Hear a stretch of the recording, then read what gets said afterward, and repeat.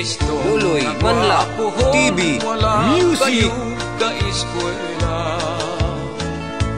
kay wala siya'y trabaho, wala sab makaasawa. Nakahukom, manimpalad na lang siya. Milarga sa Manila siya milarga, gamayng putos lang ang dala. Sa Manila, squatter ang Pinoy anan niya.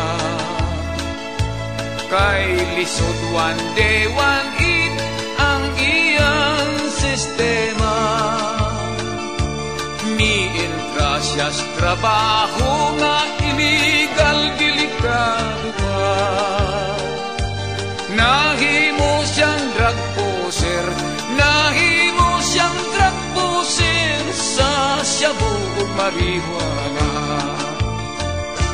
Nadakpan si Istong, natiklop na disgrasya.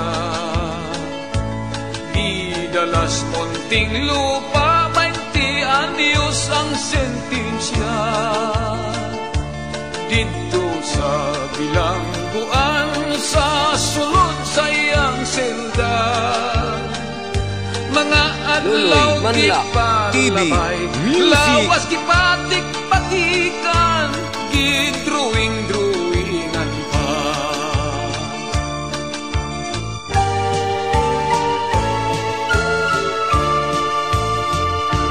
Pakuli na ni Istong, daw matun ang hitsura. Inighobo sa sinina, lawas daw karatula. May tato nga dakong bitin sa bugan ug sa paa. Sa likod may agila, sa dughan adunay krus, may Ginuong nagdupa. Kapait di ay kung magbilanggutan. Sa trabaho ay mudawat, kay lagi na priso ka. Ug kung siya mahuli tao, sa naibgang dalaga.